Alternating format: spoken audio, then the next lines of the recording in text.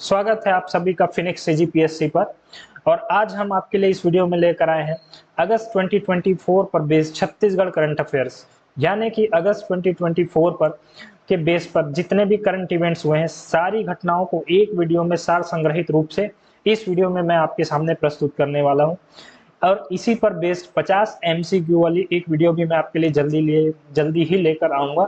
और इन वीडियोस की मैंने एक प्लेलिस्ट बना दी है, जिसकी लिंक हर वीडियो के डिस्क्रिप्शन बॉक्स में आपको पिन्ड मिल जाएगी। तो आप उस लिंक को क्लिक करके उस प्लेलिस्ट में जा सकते हैं और हमारी हर वीडियो प्राप्त कर सकते हैं। तो चलिए अब बिना किसी देरी के शुरू करते हैं अगस्त 2024 पर बेस हमारा छत्तीसगढ़ करंट अफेयर्स।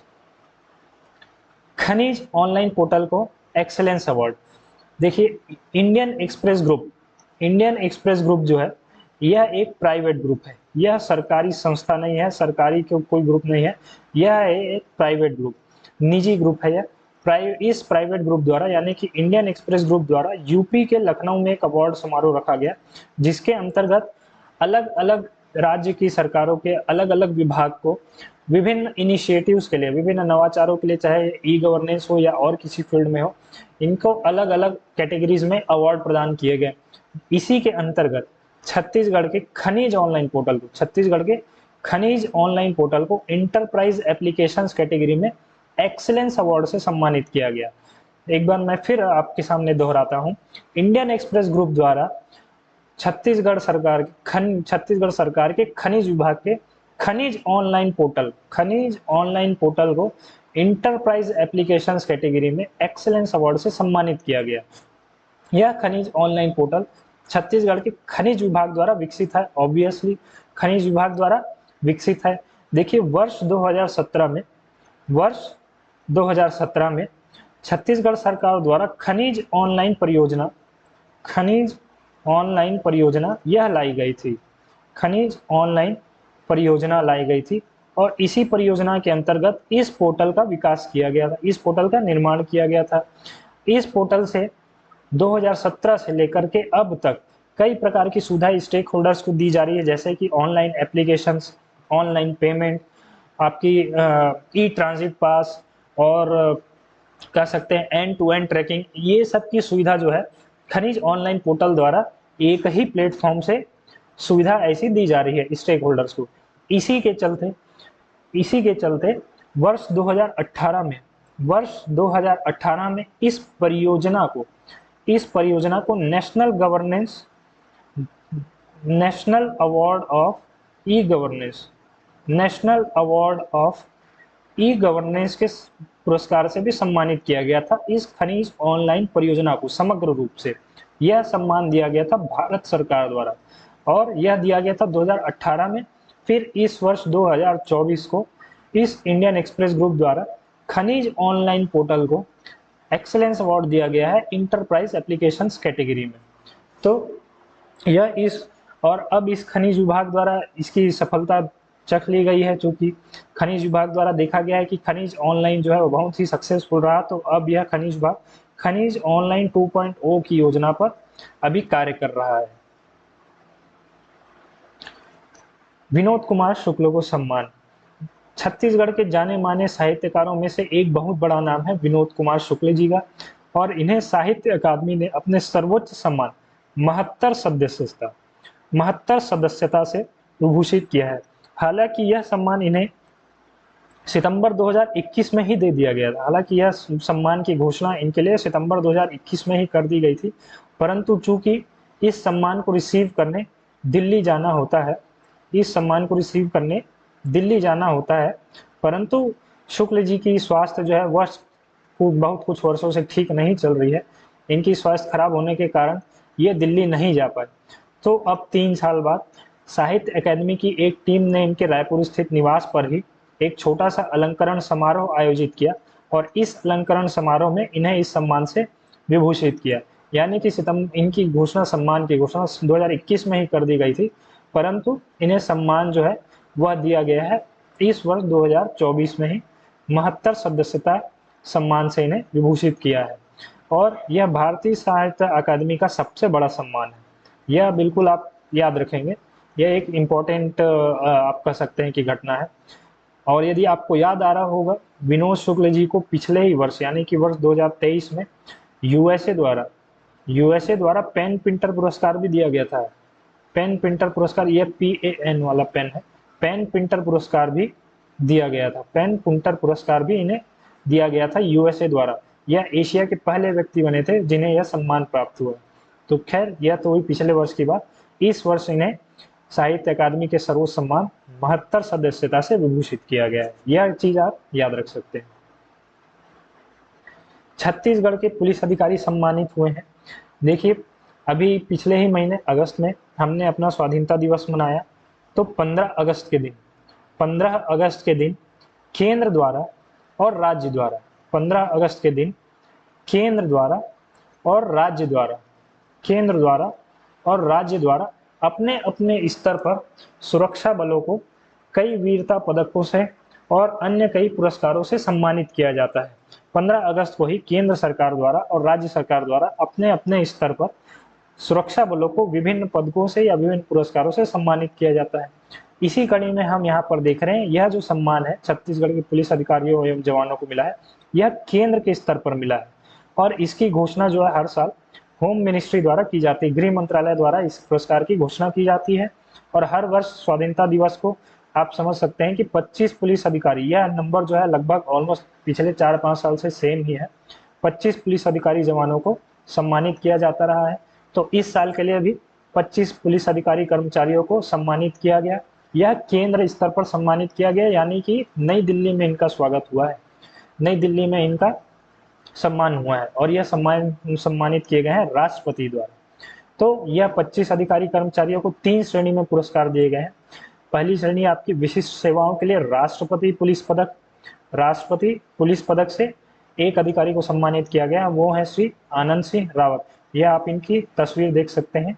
श्री रावत जी को विशिष्ट सेवाओं के लिए राष्ट्रपति पुलिस पदक से सम्मानित किया गया। ये आप बिल्कुल याद रखेंगे फिंगर टिप्स में, यह बहुत इंपॉर्टेंट है। श्री आनंद सिंह रावत को विशिष्ट सेवाओं के लिए राष्ट्रपति पुलिस पदक से सम्मानित किया गया है। वहीं सराहनीय सेवाओं के लिए पुलिस पदक 9 पुलिस जवानों को या 9 पुलिस अधिकारियों को दिया गया है, जिनके नाम मैंने यहाँ पर मेंशन कर दिए हैं। हालांकि यह नाम, हर एक नाम आपको रटने की जरूरत नहीं है, फिर भी यदि आप आइडियाज के लिए चाहें तो एक नज़र इस पर डाल सकते हैं।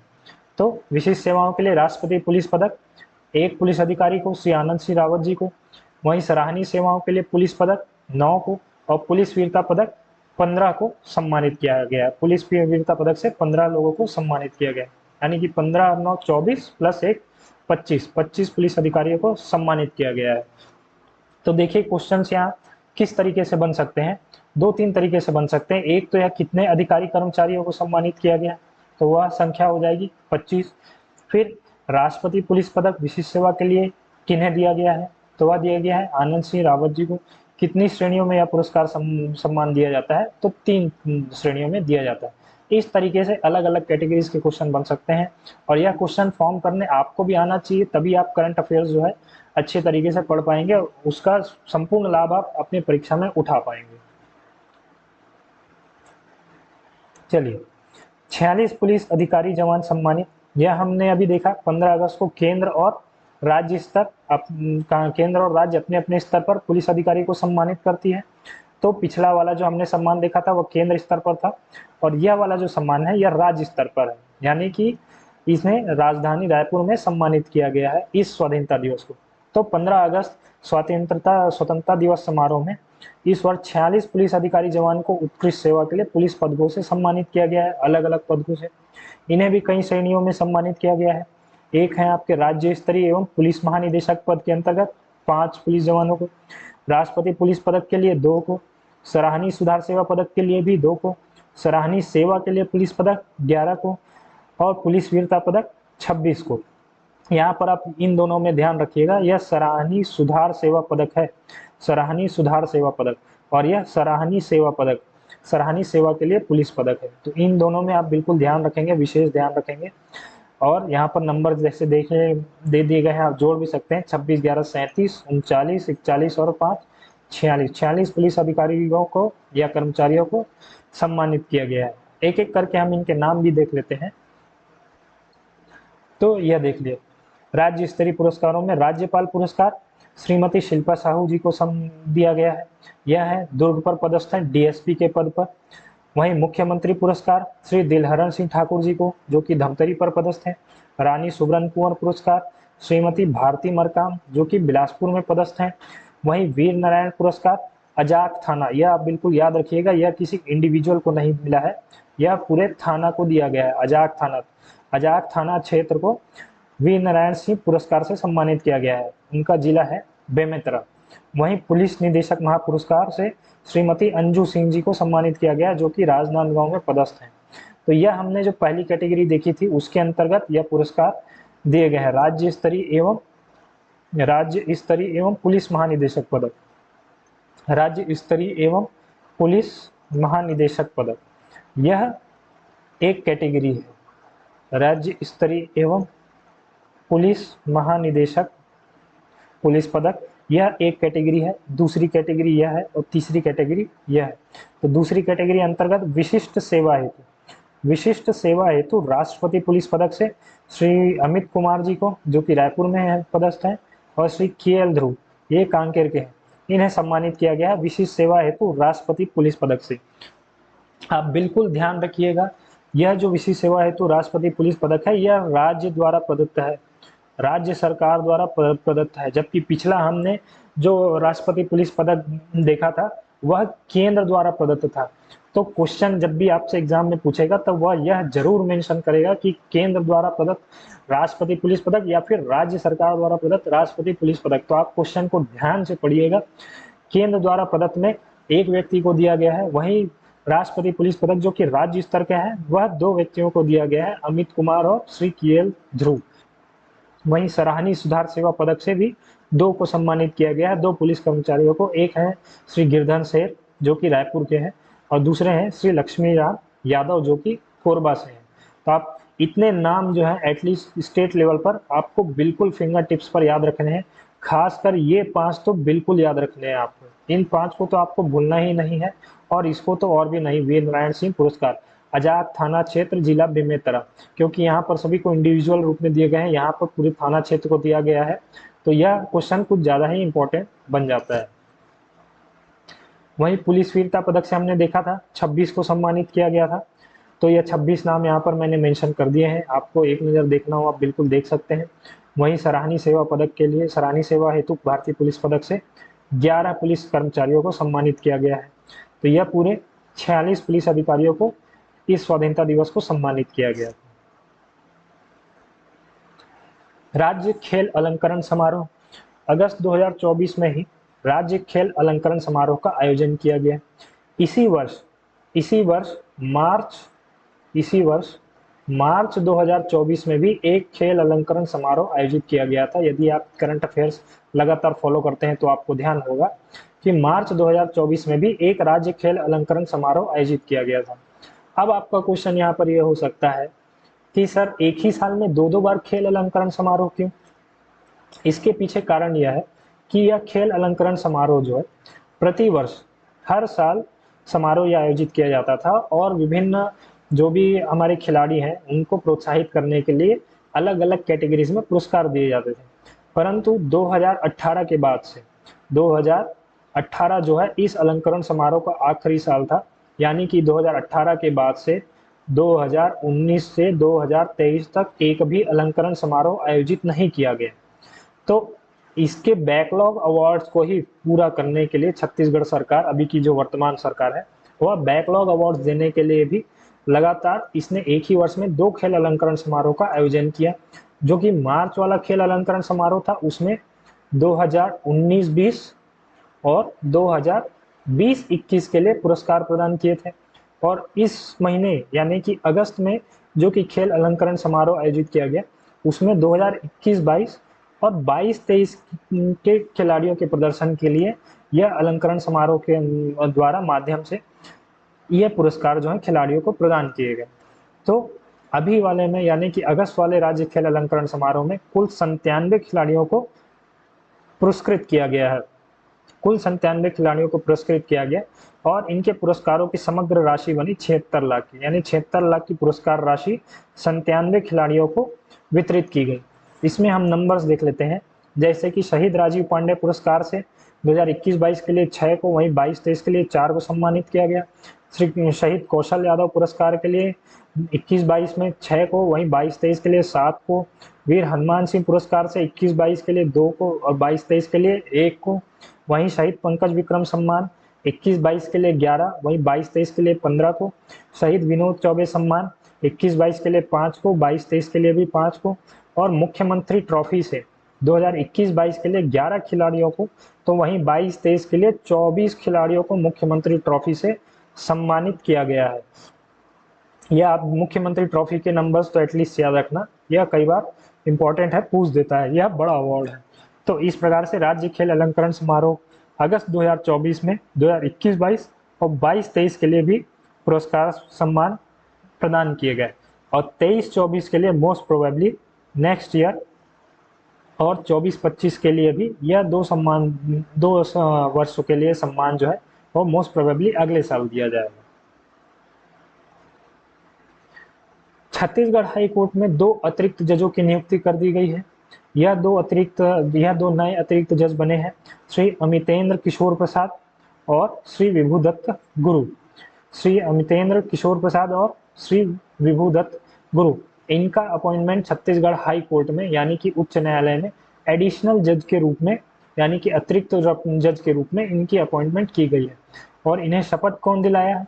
तो इन्हें शपथ दिलाया है हमारे छत्तीसगढ़ उच्च न्यायालय के मुख्य न्यायाधीश यानी कि चीफ जस्टिस रमेश सिन्हा जी द्वारा। रमेश सिन्हा जी ने इन्हें शपथ दिलाया है, रमेश सिन्हा जी ने इन्हें शपथ दिलाया है। और यदि छत्तीसगढ़ हम हाई कोर्ट की बात करें तो छत्तीसगढ़ हाई कोर्ट में स्वीकृत जजों की संख्या है 22। स्वीकृत जजों की संख्या कुल 22 है, जिसमें से 17 परमानेंट होंगे और 5 एडिशनल जज जो हैं वह हो सकते हैं। इन 22 स्वीकृत जजों की संख्या में 17 परमानेंट और 5 एडिशनल जज हो सकते हैं। अब यहाँ पर आपका एक क्वेश्चन यह हो सकता है कि परमानेंट जज और एडिशनल जज में क्या डिफरेंस है? तो देखिए, परमानेंट जज और एडिशनल जज में डिफरेंस यह है कि जब भी कोई नया न्यायाधीश नियुक्त होता है तो उसे एडिशनल जज के रूप में ही अपॉइंट किया जाता है, जो कि टेम्परेरी रूप में 2 साल के लिए बना रहता है। यानी कि एडिशनल जज 2 साल के रूप में टेम्परेरी जज के रूप में काम करते हैं और 2 साल के बाद उन्हें परमानेंट जज के रूप में नियुक्त कर दिया जाता है। यह ठीक वैसा ही है जैसे कि आप यदि किसी सरकारी नौकरी पर जाएंगे तो शुरुआती 2 साल जो है आपको प्रोबेशन पीरियड में रखा जाता है, उसके बाद फिर आपको परमानेंट गवर्नमेंट एम्प्लॉय का तमगा दिया जाता है। वैसा ही शुरुआती 2 साल में ये एडिशनल जज के रूप में काम करते हैं, उसके बाद इन्हें परमानेंट जज के रूप में नियुक्ति दी जाती है। तो यह 2 अमितेंद्र किशोर प्रसाद जी और श्री विभुदत्त गुरु, ये अभी 2 नए एडिशनल जज के रूप में छत्तीसगढ़ हाईकोर्ट में नियुक्त किए गए हैं। छत्तीसगढ़ के अभी वर्तमान चीफ जस्टिस हैं श्री रमेश सिन्हा, और छत्तीसगढ़ हाई कोर्ट में स्वीकृत जजों की संख्या है 22। यह जो संख्या है यह चीफ जस्टिस को मिला करके है। छत्तीसगढ़ के नए लोकायुक्त के रूप में इंदर सिंह उबोवेजा जी को नियुक्त किया गया है। श्री इंदर सिंह उबोवेजा जी, जो कि हमारे छत्तीसगढ़ हाई कोर्ट के एक्स जस्टिस भी रहे हैं, पूर्व न्यायाधीश भी रह चुके हैं छत्तीसगढ़ हाई कोर्ट में, उन्हें अब नए लोकायुक्त के रूप में छत्तीसगढ़ में नियुक्त किया गया है। इन्हें राज्यपाल श्री रमेन डेका जी द्वारा शपथ दिलाई गई थी। इन्हें जो लोकायुक्त को शपथ दिलाता है वह राज्यपाल होता है, राज्यपाल इन्हें शपथ दिलाता है। और यह छत्तीसगढ़ के पूर्व लोकायुक्त जस्टिस टीपी शर्मा का इन्होंने स्थान लिया है। इससे पहले जो लोकायुक्त थे वह थे जस्टिस टीपी शर्मा। यह वर्ष 2023 में रिटायर्ड हो गए थे, संभवतः वर्ष 2023 में ये रिटायर्ड हो गए थे, तब से यह पद खाली था और अब इंदर सिंह उबोवेजा जी की नियुक्ति इस पद पर कर दी गई है। मुख्यमंत्री उच्च शिक्षा ऋण ब्याज अनुदान योजना, देखिए यह छत्तीसगढ़ सरकार द्वारा यह योजना जो है ऋण ब्याज अनुदान योजना, आप इस शब्द पर गौर कीजिए, ऋण ब्याज अनुदान योजना, ऋण ब्याज अनुदान योजना। इसमें सब्सिडी जो दी जा रही है वह ब्याज की दी जा रही है, इंटरेस्ट सब्सिडी वाली ये योजना है। इसके समझाने के लिए मैं आपको एक तरीके से लिखित रूप में समझाता हूँ, तब वह आपको ज़्यादा स्पष्ट होगा। देखिए, छत्तीसगढ़ में वर्तमान 33 जिले हैं। छत्तीसगढ़ में वर्तमान 33 जिले हैं। छत्तीसगढ़ में वर्तमान में 33 जिले हैं।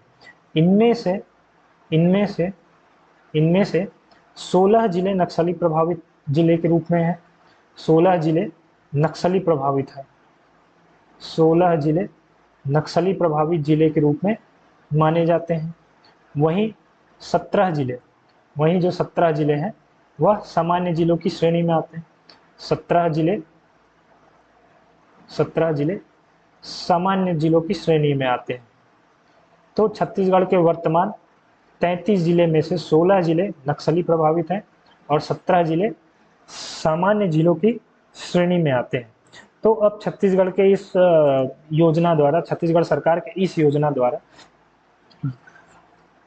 यदि कोई छात्र है, आप इसे बिल्कुल ध्यान से समझिएगा, यदि कोई छात्र है, सपोज उसका मैं नाम रखता हूं ए, यदि कोई छात्र ए इस 16 नक्सली प्रभावित जिले से बिलोंग करता है और साथ ही वह आर्थिक रूप से कमजोर परिवार से आता है, आर्थिक रूप से कमजोर परिवार से आता है, आर्थिक रूप से कमजोर परिवार से आता है, जिनकी आय सालाना 2 लाख रुपए से कम हो, जिनकी आय सालाना 2 लाख रुपए से कम हो, यानी कि स्टूडेंट ए जो है वह इस नक्सली प्रभावित जिले से भी आता है प्लस आर्थिक कमजोर परिवार से भी आता है, जिनकी आय 2 लाख रुपए सालाना से कम है।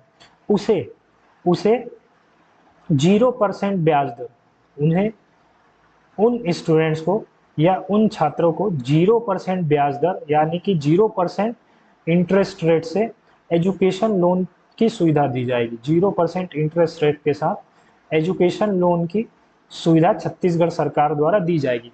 यानी कि यदि कोई स्टूडेंट ए है जो कि इन 16 नक्सली प्रभावित जिले में से किसी एक जिले से बिलोंग करता है, साथ ही वह आर्थिक कमजोर परिवार से आता है, यह मैटर नहीं करता कि वह कौन सी कैटेगरी का है, एसटी हो, एससी हो, कोई भी कैटेगरी का हो, यदि वह इस नक्सली प्रभावित जिले से आता है, साथ ही आर्थिक रूप से कमजोर परिवार से आता है, जिनकी वार्षिक आय सालाना 2 लाख रुपए से कम है, उन्हें 0% ब्याज दर यानी कि 0% इंटरेस्ट रेट के साथ एजुकेशन लोन की सुविधा प्रदान की जाएगी।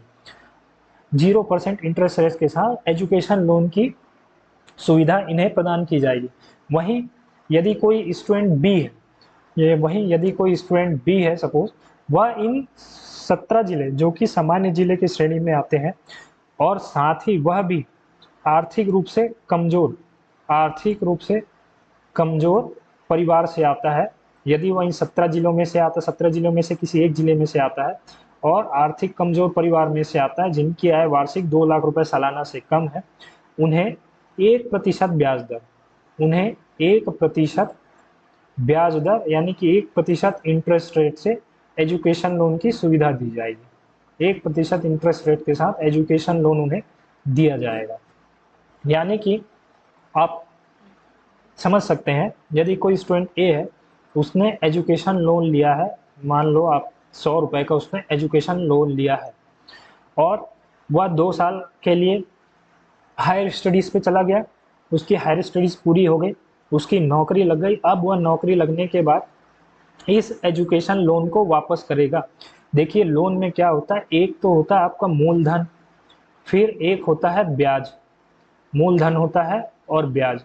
तो जो स्टूडेंट यह एजुकेशन लोन लेगा उसको मूलधन तो पेमेंट करना ही है, मूलधन वापस उसे चुकाना है, परंतु यह ब्याज जो है वह अनुदान की श्रेणी में आएगा, यानी कि यह छत्तीसगढ़ सरकार द्वारा बैंक को दिया जाएगा।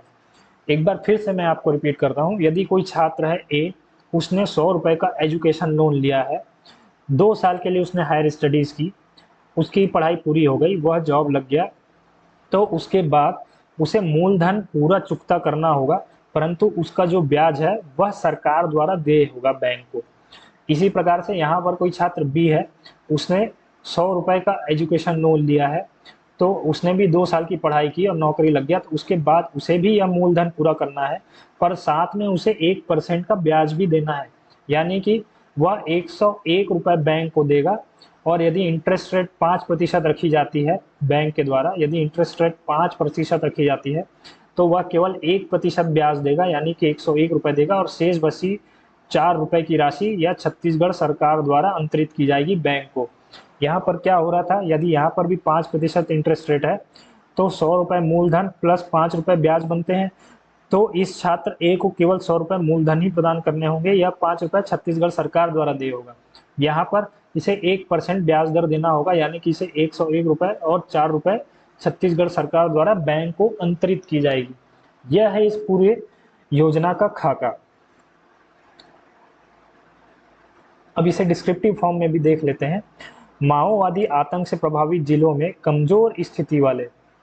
कमजोर स्थिति वाले परिवार के बच्चों को तकनीकी एवं व्यावसायिक उच्च शिक्षा के लिए टेक्निकल एवं प्रोफेशनल हायर एजुकेशन के बेहतर अवसर दिलाने के लिए ब्याज मुक्त ऋण दिया जाएगा।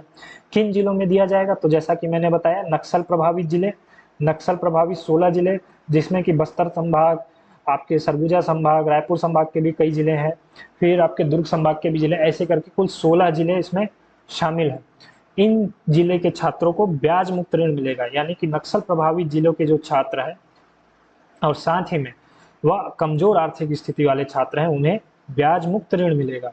और इस ऋण की अधिकतम सीमा होगी 4 लाख रुपए, यानी कि 4 लाख रुपए इस ऋण की अधिकतम सीमा है। इससे अधिक एजुकेशन लोन नहीं दिया जाएगा।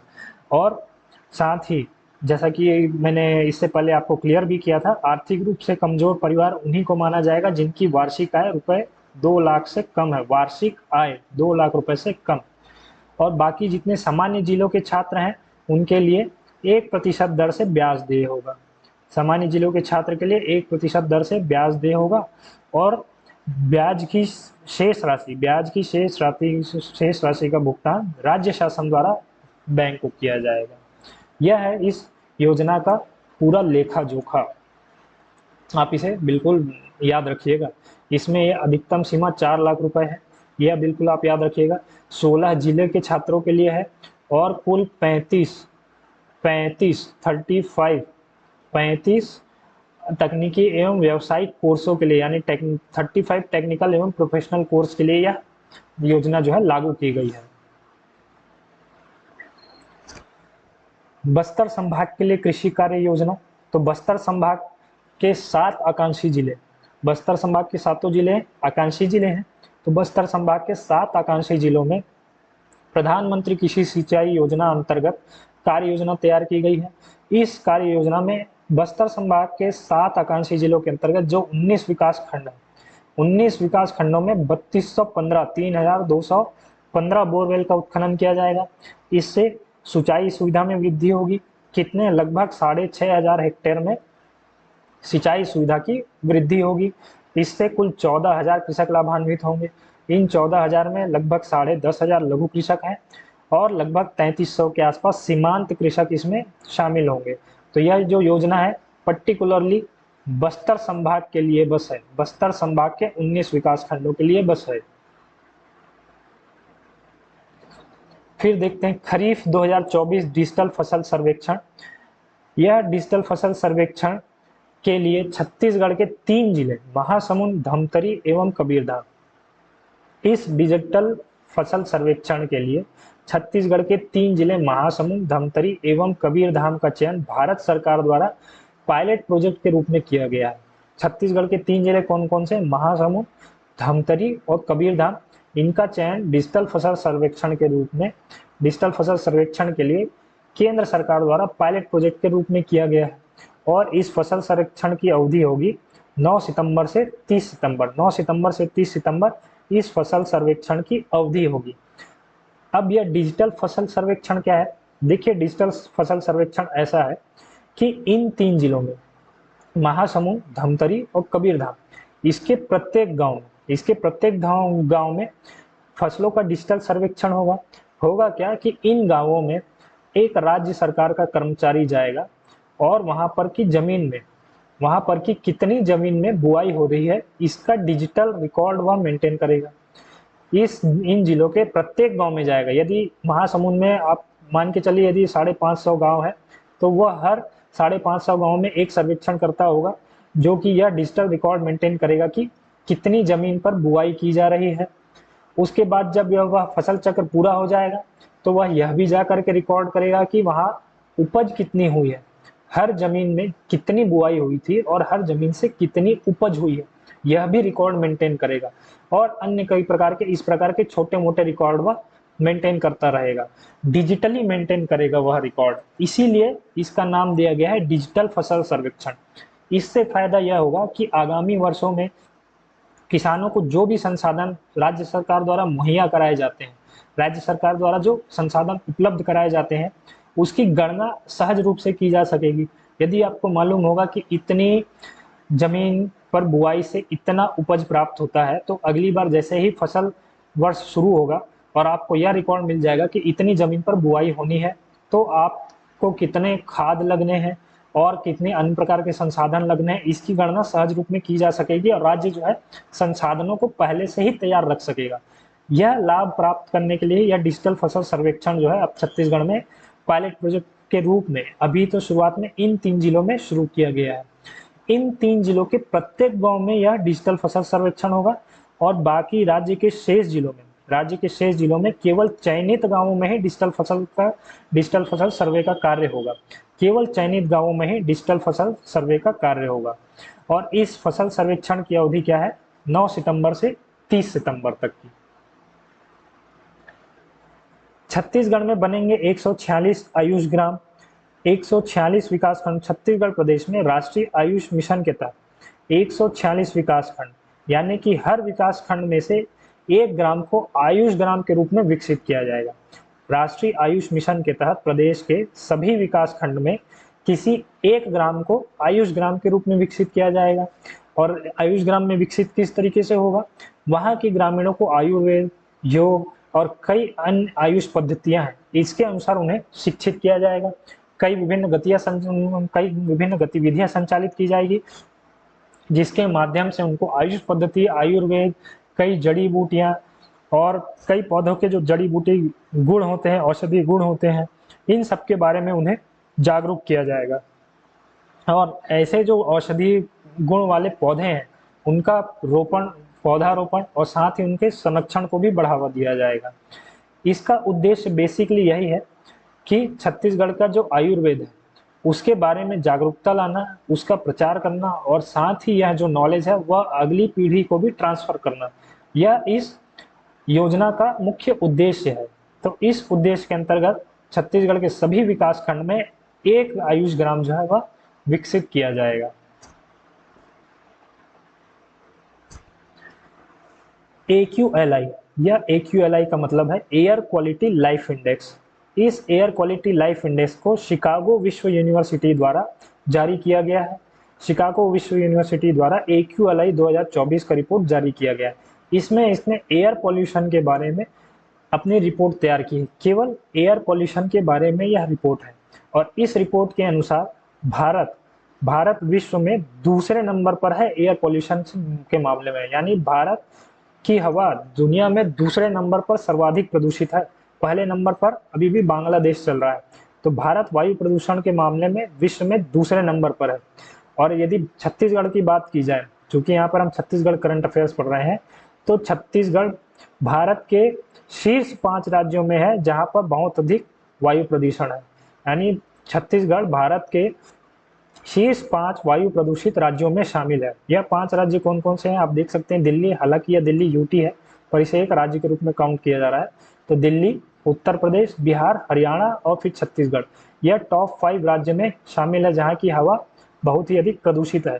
और छत्तीसगढ़ के जिले में PM 2.5, PM मतलब पर्टिकुलेट मैटर 2.5, यानी कि ऐसे कण जिनका आकार, जिनकी साइज 2.5 माइक्रोमीटर से भी कम है, 2.5 माइक्रोमीटर से भी कम है, इन्हें हम अपने नग्न आंखों से नहीं देख सकते हैं। इसके लिए आपको अलग टूल की जरूरत होती है। ये 2.5 माइक्रोमीटर से भी कम साइज के होते हैं, ये दिखते नहीं है, परंतु जब हम सांस लेते हैं तो वो अंदर जाते हैं और फेफड़ों में चिपक कर रह जाते हैं। और इसी के कारण यह जो है, यही PM 2.5 जो है व्यक्ति के फेफड़ों को, यानी कि ह्यूमन लंग्स को सबसे ज़्यादा डैमेज जो पहुंचाने वाला है वह PM 2.5 और फिर PM 10 होता है। PM 10 जो है पर्टिकुलेट मैटर, इनका साइज जो होता है वह 10 माइक्रोमीटर से कम होता है, परंतु 2.5 माइक्रोमीटर से अधिक होता है, परंतु इनका आकार 2.5 माइक्रोमीटर से भी कम होता है। तो जहाँ पर PM 2.5 का या उससे कम व्यास वाले कण का स्तर बहुत ज़्यादा है, तो वहाँ की आप समझ सकते हैं एयर पोल्यूशन बहुत अधिक है। तो छत्तीसगढ़ के जिलों में इसका जो स्तर है PM 2.5 का, वह बहुत ही खतरनाक स्तर पर है। इवन WHO के अनुसार जितना स्तर जो है खतरे का बताया जाता है, 100 का लगभग बताया जाता है, तो इससे भी 5 से 8 गुना ज़्यादा, इससे भी 5 से 8 गुना ज़्यादा खतरनाक स्तर पर छत्तीसगढ़ में PM 2.5 के लेवल पहुंच जाते हैं। तो यह हालत हो रखी है छत्तीसगढ़ के एयर पोल्यूशन की। और छत्तीसगढ़ में भी यदि देखा जाए तो दुर्ग जिला सबसे अधिक प्रदूषित जिला है। छत्तीसगढ़ में भी दुर्ग सबसे अधिक प्रदूषित जिला है। यहाँ की हवा क्वालिटी, एयर क्वालिटी बहुत ही ज़्यादा खराब है। दुर्ग की यदि बात करें तो दुर्ग जो है छत्तीसगढ़ का सर्वाधिक औद्योगिकीकृत जिला भी माना जाता है। दुर्ग छत्तीसगढ़ का सर्वाधिक औद्योगिकीकृत जिला भी माना जाता है। यहीं पर नगरीय जनसंख्या भी सबसे अधिक है। यहीं पर नगरीय जनसंख्या भी सबसे अधिक है। आप देखेंगे बड़े बड़े यहाँ पर प्लांट मौजूद हैं, ACC सीमेंट, यानी कि यहाँ पर सीमेंट प्लांट भी है। फिर आपके भिलाई स्टील प्लांट भी है। बहुत सारे यहाँ पर प्लांट है। धर्मजी मोरारजी केमिकल फर्टिलाइजर्स भी यहाँ पर शामिल है। बहुत सारे यहाँ पर इंडस्ट्रियल एरिया है, बुराई है। तो इस प्रकार से बहुत सारे इंडस्ट्रियल एरिया यहाँ पर डेवलप हो गए, इसलिए दुर्ग जो है बहुत ही यहाँ की एयर पोल्यूटेड हो गई है। और दूसरे नंबर पर है रायपुर। रायपुर में भी कई इंडस्ट्रियल एरिया है, सिलतरा हो गए, उरला हो गए, ये सारे भी इंडस्ट्रियल एरियाज ही हैं जो कि एयर पोल्यूशन में अपना कॉन्ट्रीब्यूशन देते हैं। तो यह जो दो जिले हैं, दुर्ग एवं रायपुर, यह छत्तीसगढ़ में सर्वाधिक प्रदूषित जिले हैं। बाकी कोरबा रायगढ़ भी इसमें शामिल है। आगे यदि अगला रैंकिंग हम देखते जाएंगे तो कोरबा रायगढ़ ये सारे लाइन से शामिल होते चले जाएंगे। यह हाल है छत्तीसगढ़ की एयर पोल्यूशन का। अभी देखिए ठंड आ रही है, ठंड में फॉग आती है, फॉग, कोहरा, और कोहरे के साथ साथ ये जितने भी इस प्रकार के PM 2.5 है, PM 2.5, PM 10, ये सारे निचले स्तर पर आ जाते हैं। और इसी कारण ठंड के मौसम में ही जितने अस्थमा के पेशेंट होते हैं उनको बहुत ज़्यादा तकलीफ होती है। अस्थमा वालों को बहुत ज़्यादा तकलीफ होती है ठंड में ही। इसीलिए बोला जाता है कि ठंड में जो आप सुबह 5 बजे से या 6 बजे से आप मॉर्निंग वॉक या जॉगिंग के लिए निकल जाते हैं, यदि वहाँ की एयर पोल्यूशन है, यदि वहाँ की हवा क्वालिटी, एयर क्वालिटी बहुत ख़राब है, तो आपको इस समय पर जॉगिंग वगैरह के लिए नहीं निकलना चाहिए, क्योंकि सबसे ज़्यादा एयर पोल्यूशन इसी समय पर होता है। वह फॉग के साथ नीचे आ चुका होता है। यह देखिए इंडिया के मैप में भी जहाँ पर डार्क रेड है वह बहुत ही ज़्यादा पोल्यूटेड जगह में, देखिए छत्तीसगढ़ में भी आपको दिख जाएगा, रायपुर और दुर्ग के ऊपर। तो इस विषय में छत्तीसगढ़ सरकार को कुछ निर्णायक कदम अब लेने की ज़रूरत है, क्योंकि इस रिपोर्ट के अनुसार भारत में तो कई जगहों पर लोगों की जो आयु है, जीने की आयु, वह 4 साल तक कम हो चुकी है। छत्तीसगढ़ में भी 2.9 ईयर्स तक लोगों की जीने की आयु इस एयर पोल्यूशन की वजह से कम हो गई है। तो बिल्कुल इस विषय में सरकार को एक निर्णायक कदम लेने की अब आवश्यकता जो है वह दिखाई पड़ती है। NIRF रैंकिंग, NIRF रैंकिंग यानी कि नेशनल इंस्टीट्यूशनल रैंकिंग फ्रेमवर्क, यह देश के सभी एजुकेशनल इंस्टीट्यूट्स को विभिन्न पैरामीटर पर नंबर्स प्रदान करके एक समग्र रैंकिंग जारी करता है। अलग अलग कैटेगरीज के लिए यह रैंकिंग जारी करता है, जैसे कि आपके इंजीनियरिंग के लिए अलग, इंजीनियरिंग कॉलेज जितने हैं वे सारे इंजीनियरिंग की कैटेगरी में रैंक किए जाएंगे। मेडिकल के जितने कॉलेज हैं वो मेडिकल वाली कैटेगरी में रैंक किए जाएंगे। आपके डेंटल वाले डेंटल कैटेगरी में रैंक किए जाएंगे। इस प्रकार अलग अलग इस वर्ष इन्होंने 16 कैटेगरीज में रैंक निकाली है। इन 16 कैटेगरीज में जो दो हमारे लिए महत्वपूर्ण है, एक तो है यूनिवर्सिटी कैटेगरी, एक है यूनिवर्सिटी कैटेगरी, और दूसरी है state public university category. State public university category, इन दोनों में आप पहले डिफरेंस समझ लीजिए। State public university, state public university वह है जो कि स्टेट फंडेड है, राज्यकृत यूनिवर्सिटी है, राज्यों के द्वारा जिनको ग्रांट दिया जाता है वो यूनिवर्सिटी है। जैसे कि आपका यहाँ छत्तीसगढ़ के लिए पंडित रविशंकर शुक्ल यूनिवर्सिटी आप मान सकते हैं, पंडित रविशंकर शुक्ल यूनिवर्सिटी। और वहीं ये जो यूनिवर्सिटी है इसमें आपके स्टेट प्लस सेंट्रल, इन दोनों यूनिवर्सिटी को मिला करके एक कैटेगरी बनाई गई है ये यूनिवर्सिटी। इसमें देश के सारे यूनिवर्सिटीज आ जाते हैं, चाहे वो स्टेट फंडेड हो चाहे सेंट्रल फंडेड हो। छत्तीसगढ़ में सेंट्रल फंडेड यूनिवर्सिटी कौन सी है, तो वह है आपकी गुरु घासीदास यूनिवर्सिटी। तो इस स्टेट पब्लिक यूनिवर्सिटी में घासीदास यूनिवर्सिटी का नाम नहीं आएगा क्योंकि वह सेंट्रल फंडेड है, स्टेट पब्लिक यूनिवर्सिटी वह नहीं है। और इस यूनिवर्सिटी में गुरु घासीदास यूनिवर्सिटी तो आएगी ही आएगी, साथ में पंडित रविशंकर शुक्ल यूनिवर्सिटी भी इसमें आ सकती है, क्योंकि इसमें सेंट्रल प्लस स्टेट लेवल की दोनों लेवल की यूनिवर्सिटीज़ को इंक्लूड किया गया है। तो चलिए अब इसमें रैंकिंग देखते हैं। रैंकिंग में यदि मैं इस यूनिवर्सिटी की बात करूं ओवरऑल यूनिवर्सिटी कैटेगरी में, तो छत्तीसगढ़ से एक भी यूनिवर्सिटी इसमें जगह नहीं बना पाया है। एनआईआरएफ ने टॉप 200 यूनिवर्सिटीज़ की रैंक निकाली थी, टॉप 200 ओवरऑल यूनिवर्सिटीज़ की रैंक निकाली थी, जिसमें छत्तीसगढ़ से एक भी यूनिवर्सिटी इसमें शामिल नहीं हो पाया। पिछले साल यदि 2023 की रिपोर्ट देखें तो पंडित रविशंकर शुक्ल यूनिवर्सिटी जो है वह 150 से 200 के बैंड में शामिल हुआ था, परंतु इस साल वह फिसल करके 200 के भी पार चला गया। परंतु यदि स्टेट पब्लिक यूनिवर्सिटी के कैटेगरी में देखा जाए तो पंडित रविशंकर शुक्ल यूनिवर्सिटी का जो रैंक है वह 86 पोजीशन रहा है, 86वां स्थान पंडित रविशंकर शुक्ल विश्वविद्यालय का रहा है। किस कैटेगरी में? वह रहा है स्टेट पब्लिक यूनिवर्सिटी की कैटेगरी में। पहला स्थान रहा है इसमें अन्ना यूनिवर्सिटी का, चेन्नई तमिलनाडु का। और प्राइवेट यूनिवर्सिटीज़ में यदि बात करूं तो इस प्राइवेट यूनिवर्सिटीज़ में कलिंगा विश्वविद्यालय की रायपुर में कलिंगा विश्व यूनिवर्सिटी रायपुर की रैंकिंग 101 से 150 के बीच रही है। वहीं एग्रीकल्चर एवं एलिड सेक्टर्स में आईजीकेवी इंदिरा गांधी कृषि विश्वविद्यालय का 39वां स्थान रहा है। यह 39वां स्थान 40 कॉलेजेस की रैंकिंग में रहा है, यानी कि कुल 40 कॉलेजेस रैंक किए गए, उसमें 39वां स्थान आईजीकेवी का रहा। टॉप किया है आईजीकेवी ने, पर पीछे से दूसरा नंबर। इंजीनियरिंग में देखा जाए तो इंजीनियरिंग में एनआईटी रायपुर 71वें स्थान पर, आईआईटी भिलाई 73वें स्थान पर। मेडिकल में देखा जाए तो एम्स 38वें स्थान पर। और छत्तीसगढ़ के तरफ से सबसे उत्कृष्ट प्रदर्शन जो रहा है वह रहा है मैनेजमेंट में आईआईएम रायपुर का, जो कि 14th पोजीशन पर रहा है, 14वें स्थान पर। तो यह छत्तीसगढ़ के इतने इंस्टीट्यूट जो है एनआईआरएफ की रैंकिंग में शामिल हुए हैं।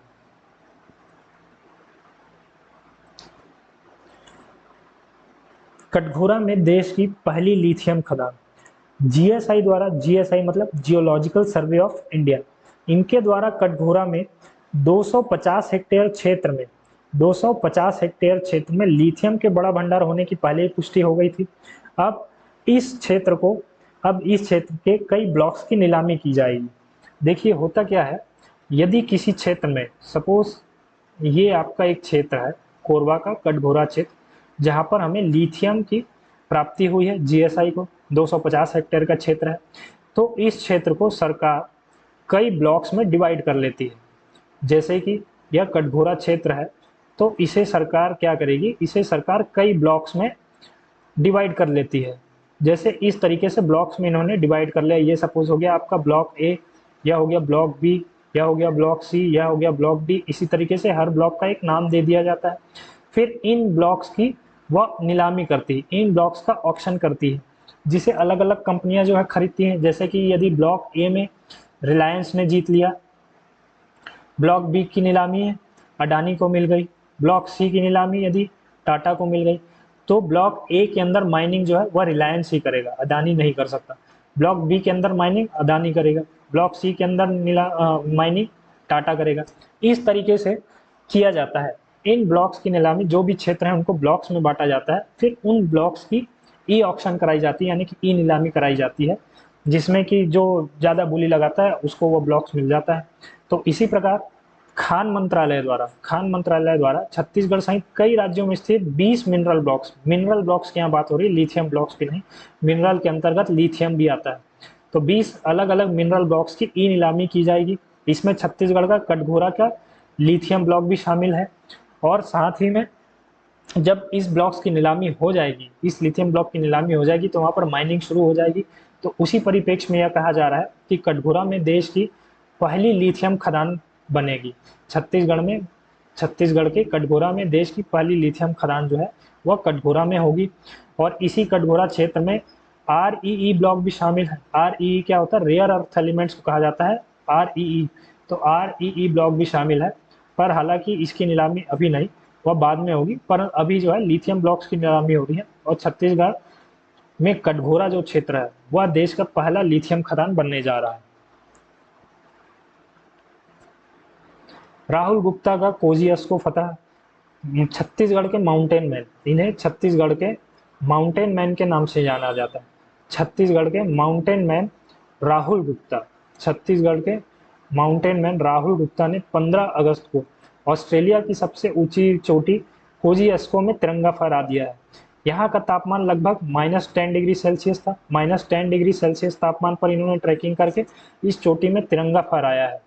और राहुल गुप्ता ही छत्तीसगढ़ के प्रथम पर्वतारोही हैं जिन्होंने माउंट एवरेस्ट पर भी फतह किया था। इन्हें छत्तीसगढ़ में एडवेंचर स्पोर्ट्स जनक के रूप में जाना जाता है और साथ ही में इन्हें छत्तीसगढ़ के माउंटेन मैन के रूप में भी जाना जाता है। माउंटेन मैन के रूप में भी इन्हें जाना जाता है। यह अंबिकापुर के रहने वाले हैं। इन्होंने अभी हाल में ही 15 अगस्त में कोजियस्को, ऑस्ट्रेलिया की सबसे ऊंची चोटी कोजियस्को में तिरंगा फहराया है। तो यह बिल्कुल आप याद रखेंगे, यह इंपॉर्टेंट है। पर्वतारोही के बारे में लगातार सवाल पूछते रहे हैं छत्तीसगढ़ से विभिन्न परीक्षाओं में। फिर देखते हैं इस महीने में कौन से ऐप या कौन से किताबों का विमोचन हुआ।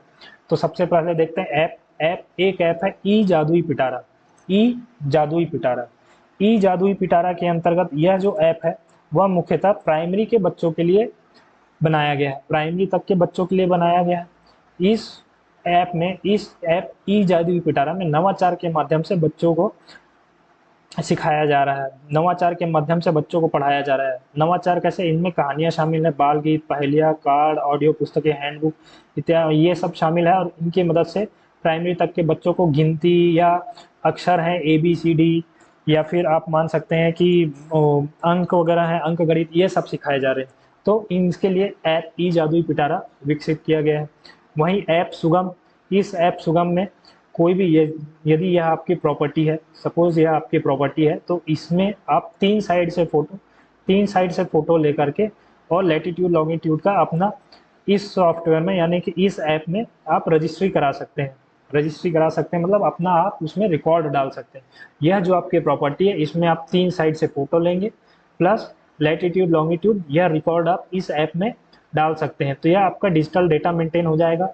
और जनरली होता यह है कि लोगों के पास ज़मीन रहती है, इस पर बहुत समय से उन्होंने कुछ कार्य नहीं कराया होता, तो बेजा कब्जा हो जाता है। तो इस कब्जा से, ये सब धोखाधड़ी और कब्जा से रोकने के लिए, इन सभी चीज़ों को रोकने के लिए यह जो है रिकॉर्ड सार्थक मदद मिलेगी इस ऐप से, सुगम ऐप से। तो यह ऐप आपको याद रखना है, सुगम ऐप। यह व्यक्ति के संपत्ति स्थल के रजिस्ट्री से संबंधित है। फिर किताब विमोचन में देखते हैं सीजी साथी। सीजी साथी, इस पुस्तिका का विमोचन स्वास्थ्य विभाग द्वारा किया गया है। सीजी स्वास्थ्य विभाग द्वारा, छत्तीसगढ़ के स्वास्थ्य मंत्री अभी हैं श्याम बिहारी जायसवाल जी, इन्होंने ही इस पुस्तिका का विमोचन किया था। इस पुस्तिका में स्वास्थ्य क्षेत्र में सहयोगी संगठनों के तकनीकी सहयोग को दिशा देने का यह पुस्तिका जो है वो काम करेगी। स्वास्थ्य क्षेत्र में सहयोगी संगठनों को तकनीकी सहयोग की दिशा देने में या तकनीकी सहयोग को दिशा देने में वह काम करेगी। साथी का फुल फॉर्म भी यहाँ पर है, इसको आप याद रखिएगा। साथी का फुल फॉर्म आप पूछ सकता है, strategic alliance for transforming health care initiatives. यह पुस्तिका छत्तीसगढ़ के स्वास्थ्य विभाग द्वारा, हेल्थ डिपार्टमेंट द्वारा जारी की गई। वहीं एक अन्य पुस्तिका है छत्तीसगढ़ का सामाजिक, सांस्कृतिक एवं आर्थिक इतिहास। इनकी लेखिका है डॉक्टर सरिता साहू। इस पुस्तिका में छत्तीसगढ़ के सामाजिक, सांस्कृतिक और आर्थिक इतिहास को लिपिबद्ध किया गया है। तो यह दो ऐप और दो किताबें आप अगस्त महीने के लिए बिल्कुल याद रख सकते हैं। फिर अगस्त महीने में कितने मेला एवं महोत्सव आयोजन किए गए, इसको हम देखते हैं। एक है टाटा मारी महोत्सव, यह आयोजित किया गया था कोंडागांव में। कोंडागांव के केशकाल क्षेत्र में। कब आयोजित किया गया? तो वह कृष्ण जन्माष्टमी के अवसर पर आयोजित किया गया 26 अगस्त को। यहाँ पर जन्माष्टमी के अवसर पर प्रतिवर्ष एक तरीके से मेला लगता ही है, परंतु यह पहली बार ऐसा हुआ था कि केशकाल वन मंडल द्वारा यानी कि विभाग द्वारा टाटा मारी महोत्सव का वृहद रूप में आयोजन किया गया। यानी कि राज्य सरकार द्वारा प्लान रूप से इस महोत्सव का आयोजन किया गया, नहीं तो अभी तक केवल वहाँ पर मेला जुड़ता था। तो यह महोत्सव जन्माष्टमी के अवसर पर यानी कि 26 अगस्त को आयोजित किया गया। वहीं दिव्य कला मेला इसका 17वां संस्करण बीटीआई मैदान शंकर नगर रायपुर में आयोजित किया गया। यह दिव्यांगों को समर्पित मेला था, यानी कि दिव्यांग उद्यमी यहाँ पर आए थे, अपने प्रोडक्ट्स के यहाँ पर स्टॉल लगाए, जहाँ पर से कुछ खरीदार उनसे सामान खरीद कर गए, उनको भी सामान मिला और इनकी भी इनकम हो गई। तो दिव्यांगों को समर्पित यह दिव्य कला मेला था, जिसका 17वां संस्करण रायपुर में 17 अगस्त से 23 अगस्त को आयोजित किया गया था। फिर राज्य स्तरीय उल्लास मेला यह सितंबर में आयोजित किया गया, 8 सितंबर को। यह साक्षरता से प्रेरित मेला है, साक्षरता राज्य साक्षरता अभियान को, या आप कह सकते हैं नव भारत उल्लास अभियान जो चलाया जा रहा है, नव भारत साक्षरता उल्लास अभियान चलाया जा रहा है, उससे प्रेरित यह मेला था, जो कि 8 सितंबर को पंडित दीनदयाल उपाध्याय ऑडिटोरियम रायपुर में आयोजित किया गया। वहीं चक्रधर समारोह का 39वां संस्करण आयोजित किया जा रहा है। यह आपको पता होगा, चक्रधर समारोह गणेश चतुर्थी से प्रतिवर्ष शुरू होता है। गणेश चतुर्थी से प्रतिवर्ष चक्रधर समारोह की शुरुआत होती है, और इस वर्ष इस चक्रधर समारोह का 39वां संस्करण आयोजित किया जा रहा है। यह समारोह 10 दिवसीय है। इस बार का जो समारोह है 10 दिवसीय समारोह का आयोजन किया जा रहा है। यह आयोजन किया जा रहा है 7 सितंबर से 16 सितंबर तक, और यह आयोजित कहाँ होता है? रायगढ़ में। रायगढ़ में इस चक्रधर समारोह के 39वें संस्करण का आयोजन किया जा रहा है। नागपंचमी मेला, यह तो आपको मालूम ही होगा, यह नागपंचमी मेला प्रतिवर्ष दलहा पहाड़ में आयोजित होता है। लोग पहाड़ चढ़ते हैं, वहाँ पर कई मंदिर हैं, साथ में सूर्य कुंड भी है, इन सब के दर्शन करते हैं, सूर्य कुंड में स्नान करते हैं। यह सब सारी चीज़ें दलहा पहाड़ में नागपंचमी मेला के अंतर्गत होती हैं। इसके बाद हम कुछ इंपॉर्टेंट वन लाइनर्स भी देख लेते हैं, जहाँ से क्वेश्चन बनने की संभावना है। रायपुर छत्तीसगढ़ के किस जिले में दिव्यांगजन पार्क का निर्माण होगा? तो वह होगा रायपुर में। 5 एकड़ जमीन इसके लिए चिन्हांकित कर ली गई है। साथ ही छत्तीसगढ़ में खेलों में विशेषता हासिल करने लक्ष्मीबाई राष्ट्रीय शारीरिक शिक्षा संस्थान LNIPE ग्वालियर के तर्ज पर क्षेत्रीय संस्थान कहाँ प्रारंभ होगा? यह क्षेत्रीय संस्थान प्रारंभ होगा नवा रायपुर के तेंदुआ में, तेंदुआ नया रायपुर में यह क्षेत्रीय संस्थान आरंभ होगा। पीपुल फॉर पीपल अभियान का शुरुआत कहाँ हुई? तो यह हुई अटल नगर नवा रायपुर में। इस पीपुल फॉर पीपल कार्यक्रम में 1 लाख से अधिक स्थानीय प्रजाति के बड़े पेड़ रोपे जाएंगे। इस अभियान का उद्देश्य यह है कि 1 लाख से अधिक पीपल के पेड़ लगाए जाए नवा रायपुर में। जहां से आप दिखे वहां से आपको पीपल का पेड़ दिखाई दे, इसलिए इसका नाम रखा गया पीपुल फॉर पीपल। और इस अभियान की शुरुआत कर दी थी हमारे भारत के गृह मंत्री अमित शाह ने। अमित शाह भी हाल में ही छत्तीसगढ़ के दौरे पर आए थे, उन्होंने ही इस अभियान की शुरुआत की।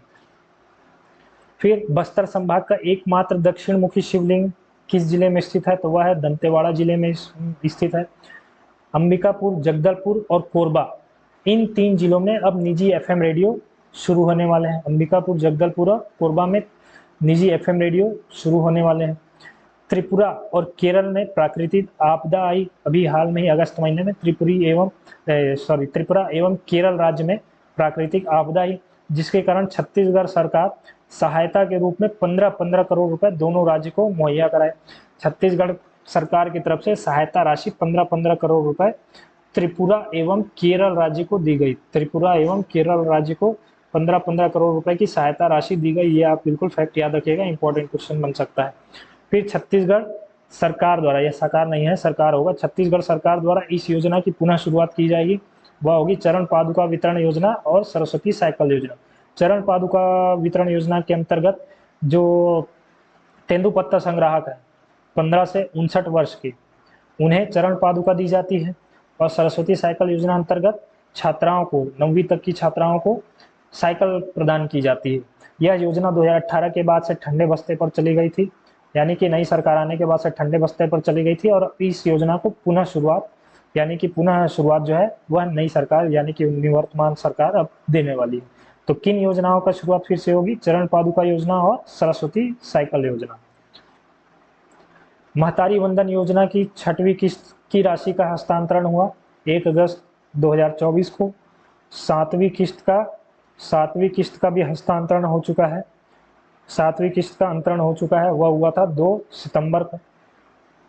2 सितंबर 2024 को 7वीं किस्त भी दी जा चुकी है। इसके अंतर्गत 1000 रुपये महीने प्रदान किए जाते हैं, अंतरित किए जाते हैं पात्र महिलाओं को। महतारी वंदन ऐप एवं एक पेड़ माँ के नाम अभियान का शुभारंभ हुआ, 1 अगस्त से शुरुआत हुआ। केंद्रीय गृह मंत्री श्री अमित शाह का छत्तीसगढ़ का 3 दिवसीय प्रवासी दौरा कब से कब तक था, तो वह था 23 से 25 अगस्त तक। राष्ट्रव्यापी, यह जो पोषण माह है, पोषण माह का आयोजन राष्ट्रव्यापी तौर पर किया जाता है, यानी कि राष्ट्र के सभी राज्यों में किया जाता है। तो राष्ट्रीय पोषण माह का आयोजन किया जाएगा 1 से 30 सितंबर तक। इसके अंतर्गत छत्तीसगढ़ राज्य में कुपोषण की स्थिति, साथ में महिलाओं की एनीमिया की स्थिति, यह सबका आकलन किया जाएगा और उन्हें इससे बचने का और इसके लिए आपको मेडिसिन वगैरह ये सभी चीज़ें भी प्रोवाइड की जाएंगी। तो राष्ट्रीय पोषण माह का आयोजन 1 सितंबर से 30 सितंबर तक आयोजित होगा। स्वच्छता पखवाड़ा का आयोजन 1 सितंबर से 15 सितंबर तक किया जाएगा। स्पोर्ट्स में कुछ बात देख लेते हैं। राष्ट्रीय म्यू थाई बॉक्सिंग चैंपियनशिप में बस्तर ने 11 पदक जीते हैं। इस 11 पदक के अंतर्गत 2 गोल्ड, 3 सिल्वर और 6 ब्रॉन्ज मेडल शामिल है। राष्ट्रीय म्यू थाई बॉक्सिंग चैंपियनशिप में बस्तर ने कुल 11 पदक जीते हैं, 2 गोल्ड, 3 सिल्वर और 6 ब्रॉन्ज मेडल।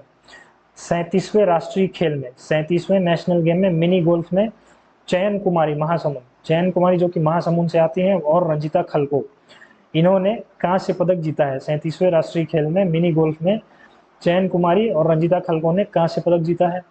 राष्ट्रीय स्वतंत्रता दिवस समारोह जो कि नई दिल्ली में आयोजित की गई थी, उसमें विशिष्ट अतिथि के रूप में हर राज्य से 1 या 2 अतिथियों को बुलाया जाता है। तो छत्तीसगढ़ से श्रीमती ज्योति पाल, जो कि गौरेला पंडरा मरवाही से बिलोंग करती है, उनको विशिष्ट अतिथि के रूप में आमंत्रित किया गया था नई दिल्ली में राष्ट्रीय स्वतंत्रता दिवस समारोह में। वहीं इसी स्वतंत्रता दिवस समारोह में, नई दिल्ली में स्वतंत्रता दिवस समारोह पर छत्तीसगढ़ से 2 कर्मचारियों को, एएनएम श्रीमती निगमा लांबा और आशा कर्मचारी जिन्हें हम मितानी नाम से भी छत्तीसगढ़ में जानते हैं, मितानी श्रीमती अमीषा बाई को सम्मानित किया गया है नई दिल्ली में स्वतंत्रता दिवस समारोह में। तो आप याद रखिएगा, सम्मान इनका हुआ है श्रीमती निगमा लांबा और श्रीमती अमीषा बाई का। वहीं विशेष अतिथि के रूप में श्रीमती ज्योति पाल को आमंत्रित किया गया था। फिर छत्तीसगढ़ राजिम माघी पुन्नी मेला का नया नामकरण कर दिया गया छत्तीसगढ़ सरकार द्वारा, छत्तीसगढ़ राजिम कुंभकल्प मेला। इस मेले को पहले इसी नाम से जाना जाता था। 2018 की पहले छत्तीसगढ़ राजिम कुंभकल्प मेला ही इसे कहा जाता था। जब नई सरकार 2018 में बनी थी, तब उन्होंने इसका नाम बदलकर राजिम माघी पुन्नी मेला कर दिया था। चूंकि यह मेला माघ पूर्णिमा के समय लगता है, तो इसलिए इसका नाम उन्होंने राजिम माघी पुन्नी मेला कर दिया था। परंतु अब जब से नई सरकार बनी है, इन्होंने फिर से इसका नामकरण पुराने नाम पर, यानी कि छत्तीसगढ़ राजिम कुंभकल्प मेला कर दिया है।